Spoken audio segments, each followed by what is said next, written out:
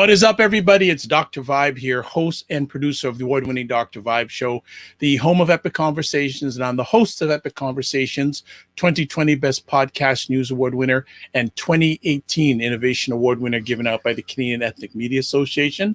And I host the only live conversation in the world for dads and fathers that's sponsored by Dove Men Care and also sponsored by Dad Central, Canada's national fatherhood organization. And because of that collaboration, I've been able to reach out directly or indirectly to over 100,000 fathers in the year 2021. So very humbled about that. As always, I'd like to say you're blessed, highly favored, a magnet for miracles, and a solution for someone's problem. And we're happy to have you here.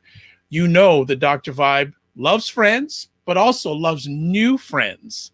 And we have another new friend with us tonight. Let me give a little background about this wonderful lady.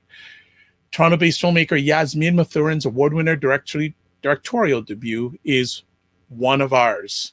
Ms. Mathurin is a Haitian-born writer and director and an award-winning podcast producer. Yay, podcasts! In 2011, she was selected to take part in the United Nations Human Rights Fellowship Program for people of African descent. She was the youngest and only UN delegate from the fellowship to also receive a scholarship within the Organization Internationale de la Francophonie. This became the starting point for her to pursue her career in journalism and filmmaking. She produced the audio fiction podcast, The Shadows, which won gold in the fiction category at the 2019 Digital Publishing Award, and the CBC podcast, Tai Asks, which won a Webby People's Choice Award. She is a recipient of the 2019 Netflix-Banff Media Diverse Voices Fellowship and is an alumni of numerous film labs, including the Hot Docs Documentary Lab, the UnionDocs Feature Documentary Lab, and the DOC Breakthrough Program, and the Yale University's Thread Multimedia Storytelling Fellowship. She's got receipts, folks. She's got receipts. One of ours has racked up a whole slew of awards and accolades, beginning with its world premiere at Hot Docs, the largest documentary film festival in North America, including Special Jury Prize, Canadian Feature, Top 10 Audience Favorite, and recently On the Rise Award, sponsored by the IATSE 856 at the 2021 Gimli Film Fest. The film stars Josiah Wilson, who was adopted as a baby in Haiti and raised in an Indigenous family in Calgary, Canada. Years later, when Josiah is racially profiled at an Indigenous basketball tournament and refused the right to play a sport he deeply loves, his experience makes the news. The honest portrayal of complicated family dynamics interweaved with basketball boldly asks us to create space for nonlinear paths to self-acceptance while revealing the empowering experience of being accepted and loved by your community. Well, you know something? Let's bring Ms. Mathurin to the digital stage because, man, with that introduction, she needs a royal. Hello, Ms. Mathurin. How are you? Hi. Thank you so much for having me. Really happy to be here. I am happy to be here too. How you doing today? I'm good. I'm feeling really good. I'm happy to meet you and to be on the show. Congrats. Also, I just in reading about you and the show and your own accolades, it's really great. Yeah. Happy to be here. Well, thank you. Thank you for taking the time. And when you're receiving so many awards, I must say I bow to you and say thank you for making the time. And congratulations on all the wonderful things you have doing. And I'm hoping during our conversation this evening, we'll get at least a highlight on some of them. Like I always do when I have new friends on the Dr. Vibe Show. Can you give a little background about yourself, where you grew up, life growing up, etc.? Yeah, so I was born in Haiti. I spent my early childhood in Haiti, and our family did a lot of back and forth between Haiti and Canada growing up because of political instability. Yeah, I grew up in Montreal and Calgary. I've been living in Toronto now for the past more than 12 years now. Mm-hmm. And yeah, I'm a bit of like a hyphenated Canadian, so I feel like I've lived all over. And yeah, like I think a lot about my own story in terms of how it sort of bleeds into the work that I do. And I believe in impact, Yeah, I mean, I don't know if that answers your question. Yeah, no, it it does. From what you shared with me, one of the first words that comes to my head is cosmopolitan. You've lived in so many different cities. How has that shaped you into the person you are today? I think it deeply has affected how I see the world. And I think, especially as a kid, when I did a lot of back and forth between Haiti and Canada, I think it really helped me see, what it looks like to have the means, and then you move to Canada, and then you see like, okay, like seeing how different people live, and seeing and understanding that, and also experiencing different worlds at a young age, I think also opened up my eyes in terms of, different kinds of inequalities that exist, and also opportunities that can exist in places that don't exist in others. And so it put a lot of things into perspective. And I think my own upbringing sort of grounded me in wanting to like do work for social change. I know that the fact that I moved around a lot, and at a young age definitely, you know, rooted me in wanting to do that. So, Okay. Was the way you were raised and the way your family raised you, was social justice part of that upbringing? Was that an environment that you grew up within your own family? um, yeah, I think so. I mean, I feel like it was. I grew up in a Christian household, and I feel like, and also as a Haitian person, like knowing my history, and I feel like we always had conversations around inequality and justice and fairness, and sometimes, um you know I mean, yeah, like I think as Haitians, like we always, that's just something that is just, it's part of of our day to day. um and so, yeah, I would say that, yeah, like I feel like that was part of my everyday, with my family. Good, good, good. Let me ask, how was life growing up in Haiti, and how challenging was the transition leaving Haiti to come to Canada? uh Growing up in Haiti was great. I feel like I had great memories. I also had memories of, some like instability. Like I think that's kind of, I mean, no, that is the reason why my parents decided that we should move. Um, the transition between Haiti and Canada.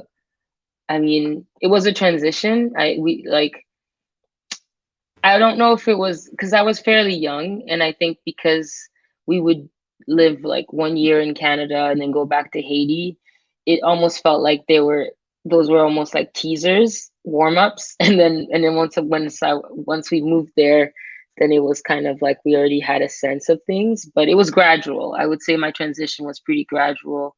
I think the bigger leap was when I moved to Calgary to learn when I was around like 12.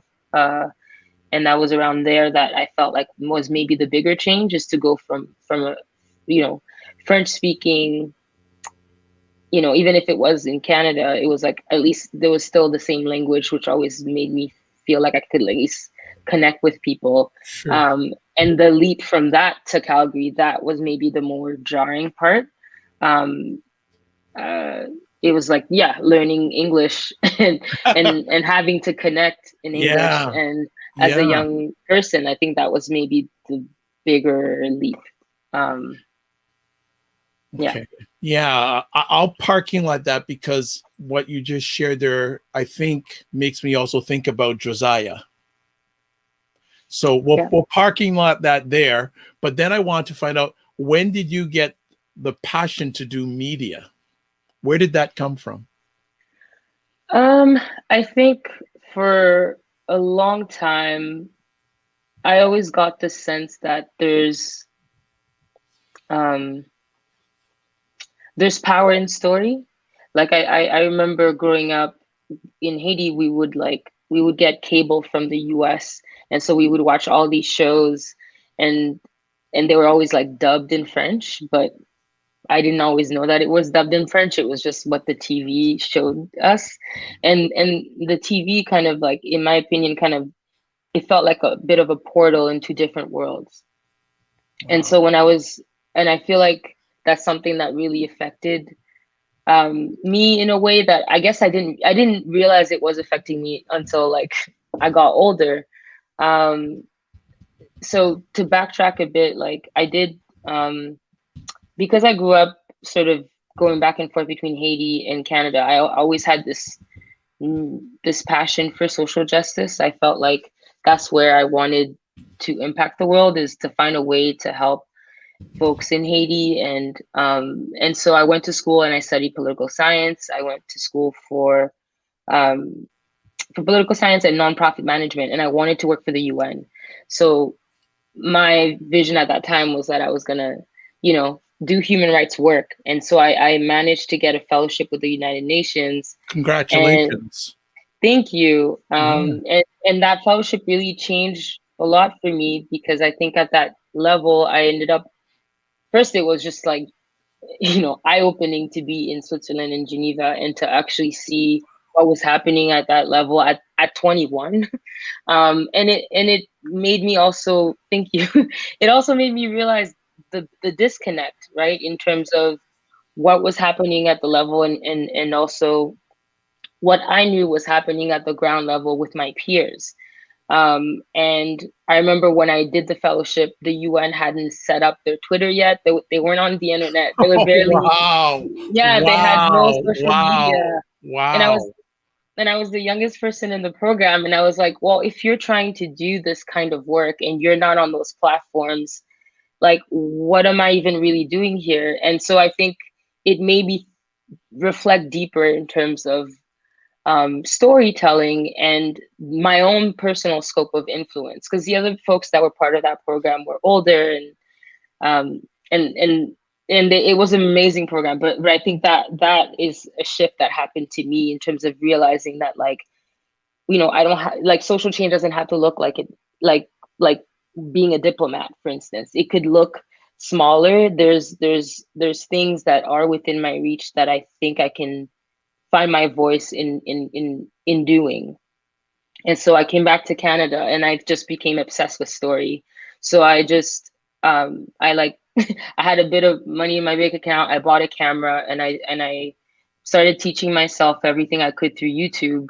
Wow. Um, and so that was sort of the journey of like going into storytelling. And thank you, because it sounds like all you had was a camera and a dream. Yeah, pretty Yeah. much. I can relate. Before we went on live, Yasmine says, "Well, how long you been doing this?" And I told her, and I said that when I started, all I had was a laptop, a microphone, and a dream. Yeah. That was it. So I can so relate. Well, reading some of your bio, some of the great, some of these great things, just in high level, I'd like you to just share about, like, gold in the fiction category at the 2019 Canadian Digital Publishing Award, CBC podcast, Tai Asks Why, winning a Webby People's Choice Award. Come on now. You got some good stuff going on. Thank you. I really appreciate that. Yeah. And like 2019 Netflix-Banff Media Diverse Voices Fellowship. Mhm. All these things, like, film labs, how has that made you, first of all, a better content creator? That's one part I want to get first. How are all these accolades plus the hard work, how has it made you a better content creator? I think for me, like, because I didn't go to film school, I think my strategy in understanding the world and the craft of filmmaking and story was to, like, almost kind of throw everything I can at the wall. So applying to a lot of labs and seeing if I can get in, and also just being deeply curious about not just the craft of writing, directing, and producing, but I feel like these spaces kind of were my teaching ground. So I'm still, I think I'm still a student of Of storytelling, like. course. And so I think for me, my journey so far has been to try to better my craft by surrounding myself with people who are doing work that I love, or people who are better than me, so I can learn from them. And so I don't know if that quite answers the question, No, but no, no, it does. mhm, It does. And I love one of the words you said there. And I really emphasize that's when content creators say, like, what do I need to do? And I say, one of the things is being curious. mhm. A good content creator, in my opinion, always ABC, always be curious. Yeah, absolutely. And I believe in the power of curiosity, and I've followed it in every way that I can. And I think it's kind of one of those things that is connected to my instincts. Okay. And so yeah, I feel like that's kind of, I've tried to like find ways to sort of silence the noise of like the internet and social media to kind of really sit with what it is that my curiosity is kind of being moved towards. And I try to honor that as much as I can through the work that I do. Um, and then I hope people like it, basically. Yeah, But yeah, yeah. that comes into play also. Well, let's transition and let's talk about this film, One of Ours. Where did the journey start? Yeah, it started in Calgary. Funny enough, I when I moved to Calgary when I was roughly around 12, 13, I moved there with my twin sister and I lived with my aunt. Um, and the rest of my siblings didn't move with me at the time. And so when I moved to Calgary, my aunt wanted us to get connected to the Haitian community, to sort of meet other kids. And so Josiah and Mariah, who are the some of the subjects in the film, they were part of the Haitian community. So they were friends with my aunt. And so they were introduced to me as like, hey, Okay. here are these kids. They're Haitian. Go play. And then that was kind of the extent of that. You know, Mariah, who's Josiah's sister, who's also in the film. We were part of a Haitian dance group in Calgary we would perform at like Independence Day dinners in Calgary for different communities. And so we did that for a few years. And so in being part of that dance group, they were part of our lives through seeing them at practices and stuff like that. Like I remember Josiah would come to practice and he would always be like basically this like really hyper but like sweet kid that would just be playing basketball in the background while we're all trying to just practice our dance routines. And so that's kind of our initial meeting is at that stage. And so fast forward a few years later, it was through Facebook because I kept in touch with everybody on Facebook. So when the news broke out around Josiah and the basketball tournament in BC, in some ways they were kind of reintroduced to me in a different way because I was reading those news headlines and it felt like it was just interesting, like to me, to just like to know somebody and then to kind of read a news report, and the news report was kind of talking about these bigger issues around identity and very big political questions. But then I would read those headlines and also remember my own memory of Josiah, who's like the super sweet kid that just loves basketball. And so I think in being challenged by my own memory of him and also seeing these bigger questions aligned, I just felt like the kind of urgency to understand what was happening here. But also just like an actual genuine concern and care for how they were doing, because I feel like it's a big thing. He was 21 at the time as well. And so I think I was, all of those things kind of were all the motivating factors for me to sort of reach out and see how I can kind of start the journey of making the film. And they were gracious enough to let me. Yeah, so you knew Josiah. That's right. Yeah. Okay, because I'm going, okay, like how did she get these shots and this content? I'm going like there's really good footage there, like video footage from many years ago. I go like either you developed a really good relationship or you had a really good relationship with Josiah and the family. Yeah. So I definitely feel like because we knew each other, they knew my family, I knew theirs. I think that helped build the trust.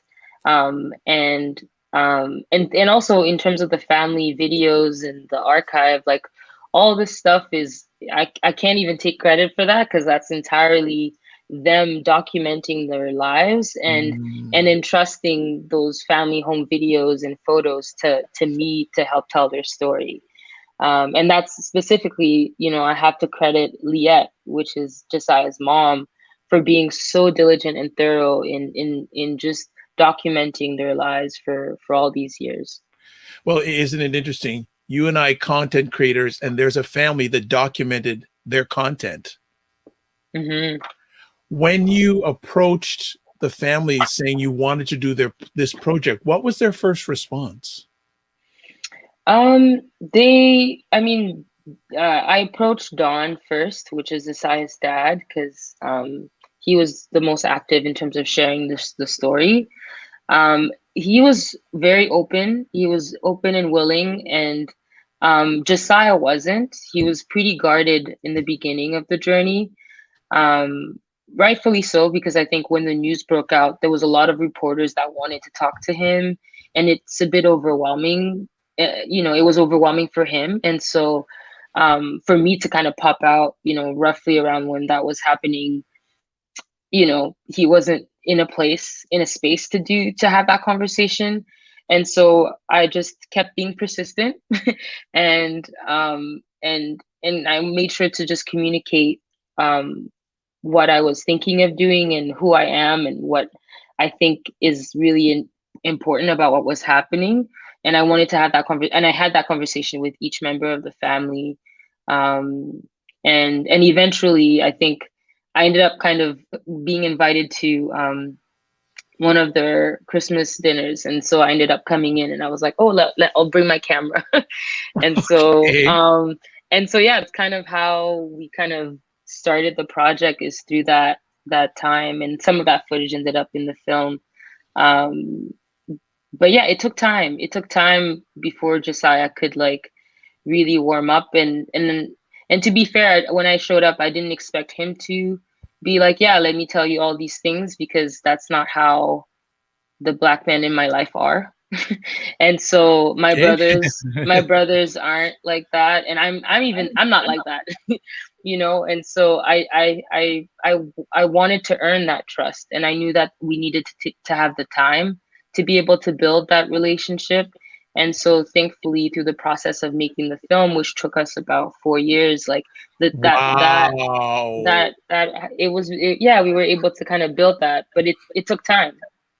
Okay. Well, that's one of the questions I always ask when a content creator has a successful project. I always ask, how long did it take from the initial idea till completion? 4 years. Mm-hmm. You're good. You and your team are very good. Very, Thank very. you. What kept you going? Well, to be honest, I think the film is a thing. The project is something that kept me up at night. I think I tried not to do the project at times, Right. because it felt like these issues were so big, and Yes. for a first project, I was like maybe I should do something that's like low stakes, So to be very blunt, like I really tried not to do it, and I think it was one of those things that kept nagging at me for a long time, and then I kind of surrendered to it, and it was a leap of faith to just trust that like I'll be able to handle this. And I think I'm grateful for the community I had to help support me, especially my own family and also my creative team. It was like making this film was a huge challenge. It was the hardest thing I've ever tried to do so far. So No, you've done not to try, you've done it. Thank you. You're well. Yeah, you didn't try. I saw something that was done. I didn't see a try thing, okay? Yeah, it's true. Absolutely. I want to make sure you're speaking the positive. You did it. You did it. Thank you. I did. So let's get to some of the complex things that you bring up in this project that you didn't want to do that you ended up and you finished, by the way. Yes. I did not know that basketball was so popular in the Indigenous community. Mm-hmm. Talk to me about this. Yeah, it's something that I learned in the course of making this. It's interesting because I also feel like Canada is a bit like, you know, in Ontario, we don't know what happens out west. Yeah. In Quebec, people don't know what happens on some side. So I think there's also the geography of Canada that makes us not know what happens in different parts of the country. Mm-hmm. But I think in talking to Josiah and a lot of folks in the health community and through the making of the film, speaking to the coaches, it's also understanding that, you know, basketball is a sport that, you know, you only need a ball and you need Hoop. a net, Yeah. right? So it's not a sport like hockey where you might need more gear to play. And I think that is something that transcends in terms of being able to be more accessible to different communities. I also think that there's a lot of elements within, you know, Black culture that I think, like through hip hop and all these things, that sort of ends up transcending and being able to be accessible to different cultures. And I think, um, I know your question was more so around how widespread basketball is, but I think it's so much bigger than that in some ways, because I think there's so much about Blackness that ends up transcending in different spaces. And basketball, I think, is one of those things. Yeah. Basketball, hip hop, Yeah. music. Yeah. Yes. Understood. Yes. Our culture has become part of the world culture. Yeah. Absolutely. Fantastic. Another thing I want to have you talk about is the whole process of his parents going to Haiti and basically within a few weeks adopting Josiah and his sister. I'm going, wow. Wow. Like, and folks, please see the film wherever you can, because there's so many dichotomies in this movie. But I'm going, like, it was just so interesting seeing some of the film and the footage you had of them back then, and like a young Josiah, and the facial features were the same then as they are now. You can say, yeah, I can see those facial features. Is that a commonplace? Many non-melanated people adopting children from Haiti? Yeah. I mean, Haiti has a history of international adoption, for better or for worse. I think part of it is that, you know, there's a need there, but I also think that, you know, like like a lot of different sort of the quote unquote third world countries, there is this sort of, the reality that there are a lot of children that need this sort of care, but it can be problematic too, right? Like there's this idea of, like this the white savior complex of having, you know, white folks come in to take kids. There's a history in Haiti of that, you know, within, um, kids getting adopted Mhm. or getting trafficked, right? Right. This obviously was not the case here with Josiah's story, but I think it's so nuanced. Like I think there's a lot in Josiah's story that's very unique. Also, I think you said, they lived in Haiti for a few years before they decided to adopt. I want to Okay. be clear with that. So it Sure. wasn't that they went there and they went to adopt. That wasn't even, you know, really their plan. And it just sort of is something that sort of happened in the Right. process. Um, but yeah, yeah, there's a lot to be said around just you know, the complications of international adoption. Yeah. Um, yeah. Yeah. And then the fact, like, because I'm watching the film and going, you're putting another layer of things. Okay, parents married for what, 11, 12 years, and then father admitting or sharing with the wife that he's gay, and that caused the breaking up of the relationship. And it seemed, from what I see, Josiah's not completely over that. I mean, if I, I don't know if, I feel like anybody who goes through a family separation, Mm-hmm. um, Sorry, I think one of my AirPods might be randomly not working. Let me just change. No problem. Take your time. All right. What was I saying? No, about the family. I was talking about how the parents were married for 12 years and the father just dropping the news one day that he's gay, and it caused that family to break up. And like Josiah, I'm going to add another layer onto this in just a moment, folks, but that seemed, and I'm looking through, it didn't seem like he's still processing this. It seems like in the journey, he's certainly better than he was, but it hasn't fully got there yet. Yeah, I mean, I can't speak on his behalf, but Right. I feel like, I mean, I think from just the human experience of what he shared, I think, it is traumatic to have your parents go through a divorce. I personally, my parents are still together, but it's a complicated.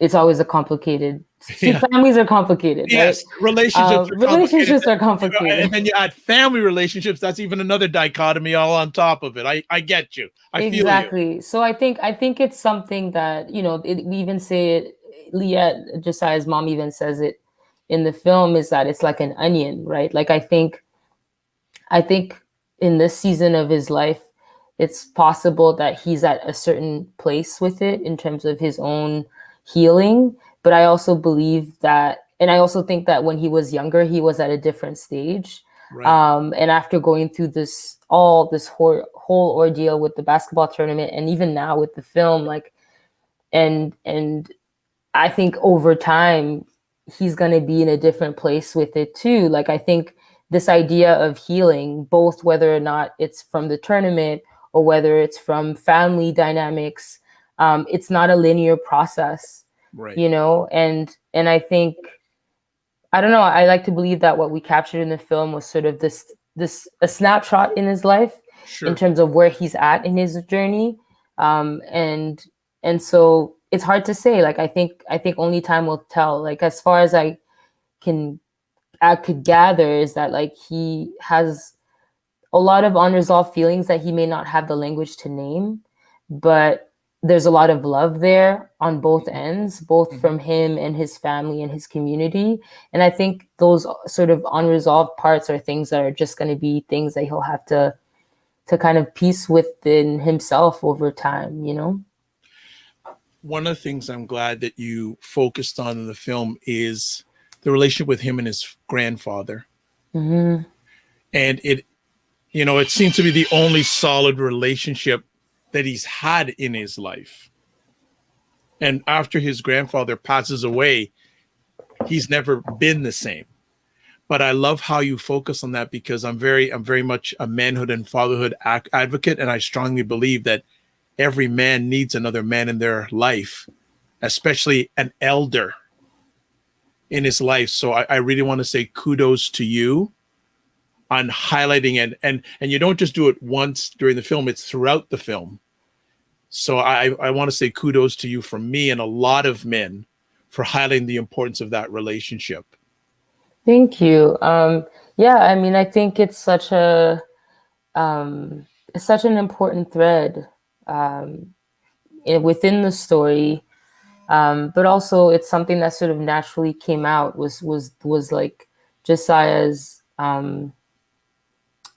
relationship with his papa, is kind of Papa, how we yeah, called Papa. him. And it was such, I mean, it came out through every interview, every time I spoke to everyone around him, everyone who loved him, always, that was the number one thing that would always come up, is what their bond was. And so to me, it had to be a part of the film, is sort of the spirit of Papa throughout, because I think that's where he felt like this is where his heart was, right? Yeah. And I think a lot about, in telling the story, thinking about the grief, the multiple layers of grief that he that is wrapped in his story, not just in the grief of losing his birth parents, but also the grief of losing this elder. Yeah. And then also the grief of having parents who are not together. I think there's so many different layers there, but also within the grief, the beautiful moments of love that exist in spite of it, Yeah. in spite of how it sort of he manifests it. You know, I think a lot about his guard. You know, how sort of, you know, you see like his sister wanting to hug him. He's like, no, you don't get another one. And it's like, I know that person. I know the guard. I know the armor, right? Like, and I think to me, to tell a story like this, I really wanted to talk about his armor without having to talk about his armor. Right. You know, like you see it, and then you get to see a moment where there's a bit of a crack towards the end where he gets to, like, you know, and again, without spoiling the film. No, but there is a moment I do want to talk about in the film that if I could freeze frame a moment in the film, there was one more, and we'll talk about it at high level, that I thought, I actually, when I was watching, I paused it and I just looked at that shot for a moment, and I thought it was so impactful. But we'll get to it in a minute. We'll get to it in a minute. But yeah, and it just seemed that, you know, there was, he, throughout his journey, so many things in his world separating, tearing apart. You know, like you mentioned, his parents in Haiti, his adopted parents, then getting rejected by this basketball tournament. It's, I really, if I ever had the chance to meet him, I just say, you are one resilient Black man. Mm-hmm. He is. You know, resiliency to the core, that so many things that, like, he if I wanted an expert in avoiding getting through landmines, he may be my guy. I'll tell him that. Absolutely. How was dealing with his other siblings, his sister and his two step siblings? How was dealing with them? It was great. It was great talking to them. I think it's funny because I think the whole family is more or less pretty reserved and and closed off, and so I think everybody was sort of shy in the beginning, but you know, everybody was just really generous with what they shared with us. Taven, Ariane, Mariah, they were all amazing in just being willing to be honest and speak candidly about how they were feeling, and also their own sort of concern about Josiah with everything that he was going through, with the ordeal with the tournament. And so, yeah, they were great to work with. Before you started the project, were you aware of it? I don't like using the word issue, topics such as the rejection of Josiah by his community, even though he grew up in that community? Yeah, I mean, all of that was in the news. True. The premise of, you know, the tournament and the fact that his community was behind him, that the specific community that rejected him was the tournament officials, Right. and it wasn't, and it's so complicated and layered. Like, we weren't able to tell, you know, like, I think there's multiple films in there in this film. Yes. That, like, I think there's a direction in the film that could have just gone all around the tournament, but that wasn't the story that I was interested in telling. But yeah, like, sorry, I don't know if I answered your question. No, yeah, just the I guess every community has its concerns and challenges, and the one that you bring up again with him not being considered Indigenous, even though he grew up Indigenous, it really was an eye opener to me, because I've been blessed. You know, just before the pandemic, I spent a week up in Yellowknife, and I want to go up there again because I learned so much. And just seeing another part of culture and heritage, it taught me so much, but I did not realize that those type of challenges exist in those cultures also. Yeah, I mean, I think it's the legacy of colonialism. Like, I think we see that in every community, every single community. I think when I was thinking about telling the story and also, tackling an issue like the blood quantum rule, which Yeah. is, it's a colonial policy that is like, you know, it tells you that you need a percentage of Yeah. blood in your body to be counted as a person, as a specific person, Right. which really is a way to dictate your resource, your access to resources, right? And I thought about that in parallel with the one drop rule Yeah. within the African You American, were reading my right? alleged mind. So I was going to bring that Yeah. up too. Yeah. And so to me, those two things are like, they're like cousins of like the colonial Yeah. system. And so knowing that and understanding that as a Black woman, and to me, it was like there were so many things about diving into telling the story that felt familiar, even if I wasn't a part of that community. I think a lot about those kinds of connections that exist, especially within Black communities, Yeah.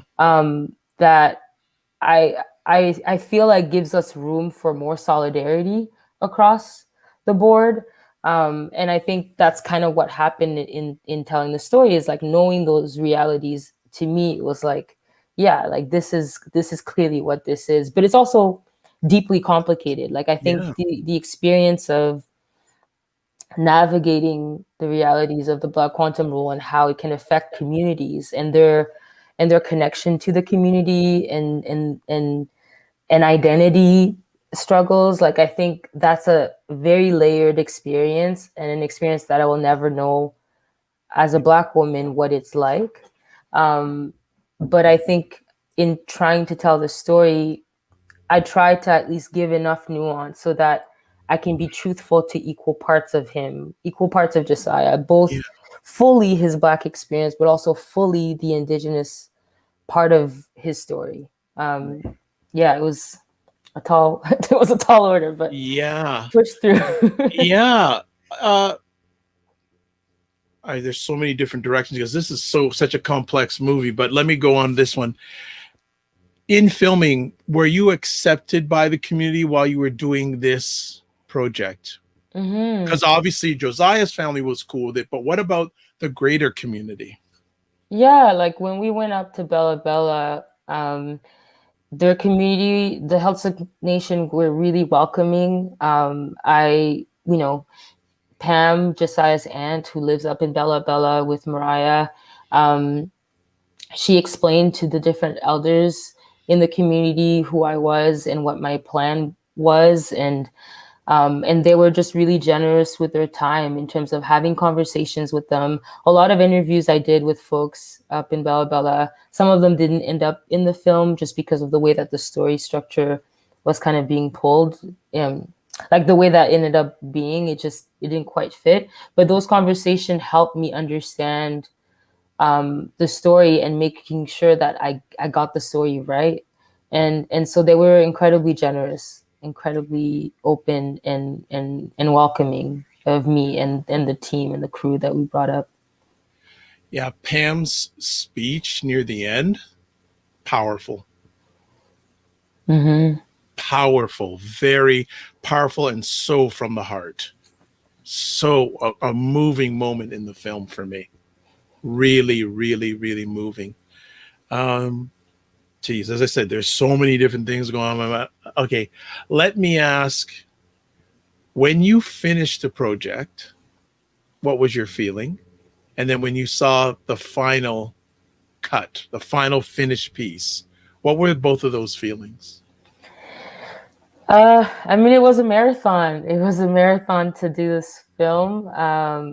I think uh, there were different moments of exhale, I guess. I think the first moment of exhale was showing the family the film. Mm, Um, what I was think, that like? yeah, I feel like more than just my own experience of seeing the cut, like I knew what I cared for and I knew what my intention was, but I think I cared more about how they would feel watching their story back. And so I think that first moment when they got to see it was just like the first moment where I felt like I could actually just like like exhale a little bit, Sure. because they watched it and they were moved by the film. Everybody cried. There's a lot of we got on a call, on a Zoom call, and for like 3 hours, and it was just Oh my us goodness. talking about, Wow. yeah, us talking about how Beautiful. we felt, and I think in a beautiful way.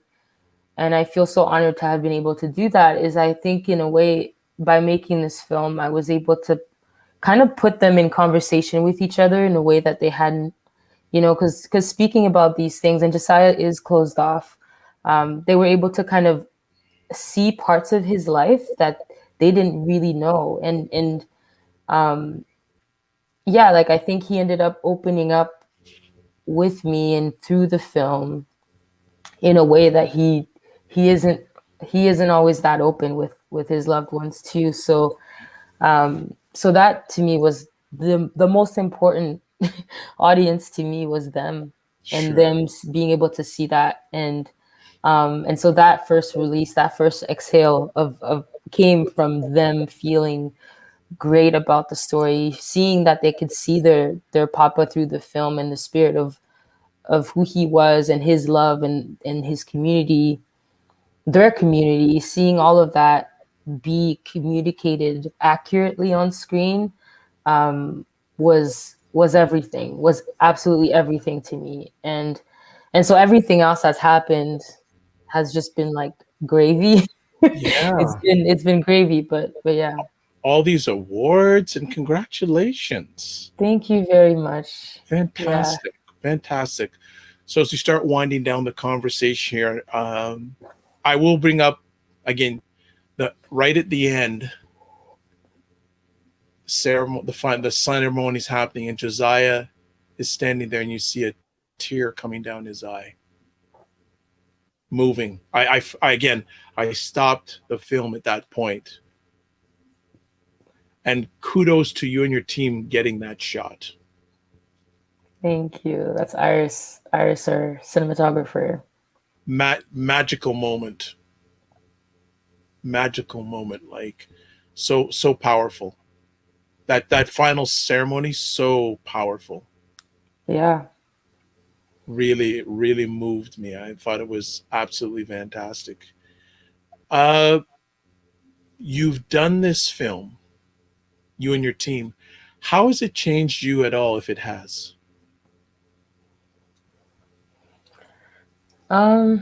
It's an interesting question. I mean, it's changed me a lot. Like, I think, um,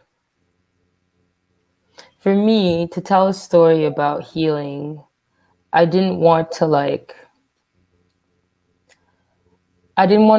ask a question of Josiah and not be willing to ask myself those same questions.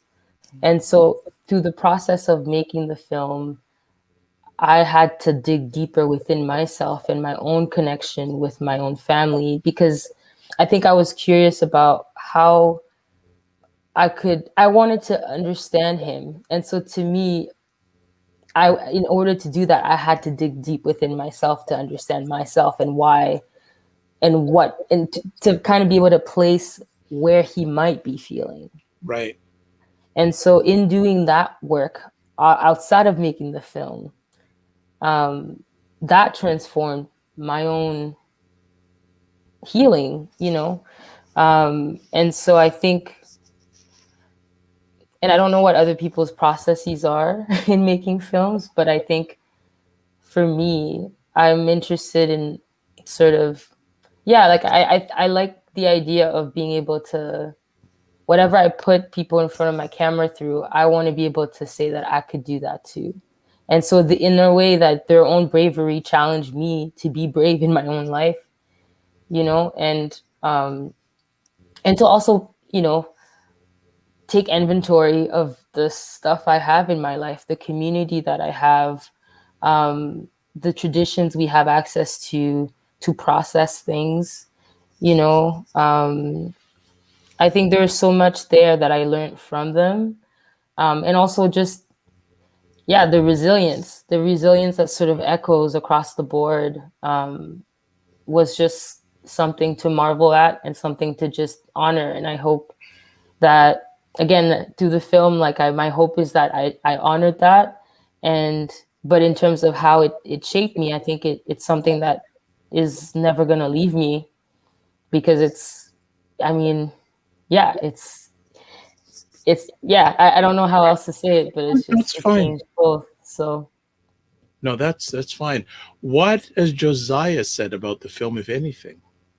yeah, he's been a bit blown away, because I think throughout the process he never thought that a story about basketball would be a big deal. A story of him being kicked out of the tournament would be a big deal, which is why he was always kind of a bit dismissive in the beginning of like, why do you care? What, no one's going to care about this story. I just some kid in Calgary who just, who likes to play ball and now doesn't quite play basketball, but like a thing happened a couple of years ago. Like, I think to him that's kind of what it was, but to me, I knew that there were things there that were powerful and bigger. And so I think the response from people and the awards and people speaking about his story in those ways, like, I think has really opened up his eyes to his own life in a lot of ways. Like, I think it's something that he's still kind of shocked at every time.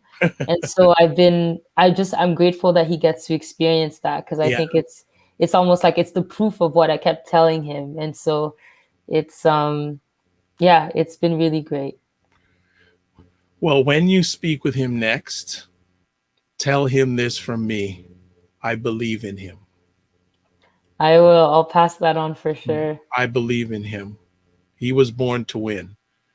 He was born to win. I think incredible individual. And hopefully we'll get him if and when he's ready. I'd love to get him on this platform, because he's a living Black warrior.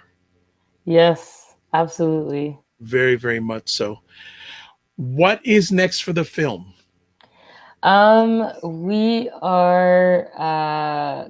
We're currently playing at the Regent Park Film Festival in Toronto. It's a virtual festival, so it's accessible to anyone in Canada, and you just have the internet. You can kind of watch it through the festival there. It's on from today all the way up until December 2nd.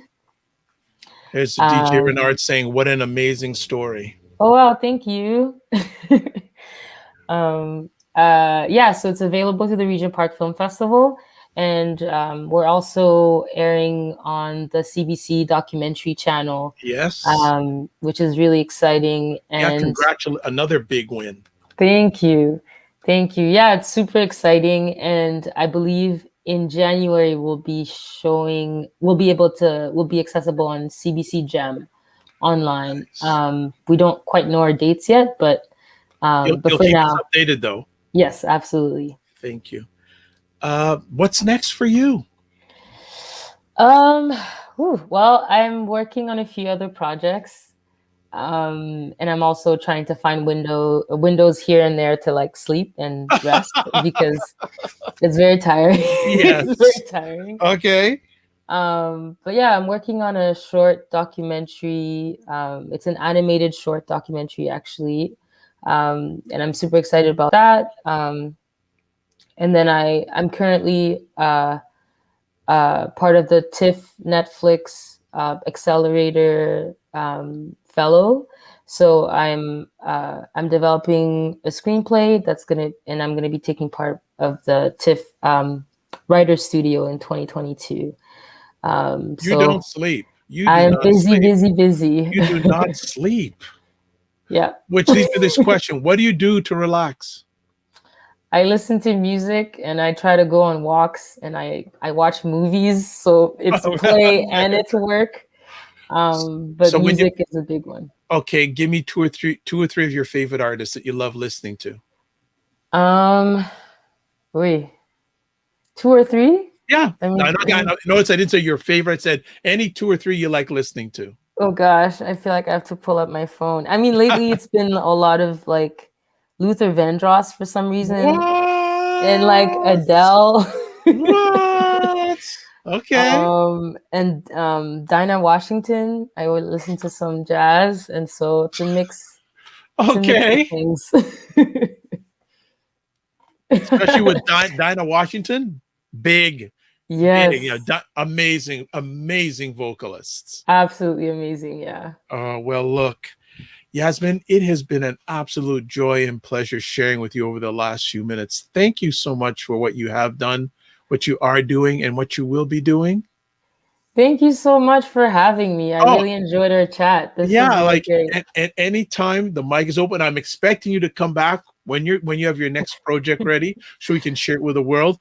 For people who want to find out more about the One of Ours documentary, go to oneofoursdoc.com. If you want to find out what keeps this lady awake, Yasmine, and that's with an E at the end, Mathurin.com. Yeah. To all her projects. Any words you'd like to give to the content creators out there? Yeah. Get off the internet. Get off the internet and just like silence the noise of that and find silence to actually anchor yourself in your own intuition and your own voice. Because I think the internet is very noisy to the creative process. So yeah, that's my advice. You know, it's interesting. Whenever I'm not on social media a lot, and especially when I'm not, I get so much positive, productive work done. Yeah, it's a balance. It's a balance because I think sometimes I think the internet can help feed the creative process, but I also think it can kind of stifle it because there's so much. There's so much. And yeah, I can't wait to see the documentary. Another That's one. great. Thank you, Sheraton. Sheraton. Yeah, big time. So we are gonna let you go, get some of that rest that you say you don't get enough of. Yeah. We look forward to having you back. If we don't see you or hear from you before the end of the year, have a great, blessed, and safe holiday season. Thank you so much. Yeah, you too. All the best. Thank you. So we are gonna let her go get some rest. That was another epic conversation. And you know what? I love bringing new friends to the Dr. Vibe Show, the home of epic conversations. And make sure you go see that film. Please. If you don't know how to see it, I'll put it up here again. There's the link. oneofoursdoc.com. No excuses. Go there and find out. I'll be checking you. No, I'm not going to track you. Don't worry. It's all good. So it's Dr. Vibe here, host and producer of the award-winning Dr. Vibe Show, the home of Epic Conversations, and I'm the host of Epic Conversations 2020 Best Podcast News Award winner, 2018 Innovation Award winner given out the Canadian Ethnic Media Association, and I host the only online conversation in the world for dads and fathers that is sponsored by Dove Men Care and Dads Central. I'd like to thank everyone who watched this or listened to this live on the replay. It's appreciated and not taken for granted. As always, I close out with this. Live your life as a dream. If you can dream it, you can make it. Sometimes you have to get small to get stronger. Block assumptions, then aim bigger, aim better, aim higher, aim wider. Love, faith, and respect. And remember to give yourselves grace. And we'll see you soon. Thanks again for watching. Bye-bye.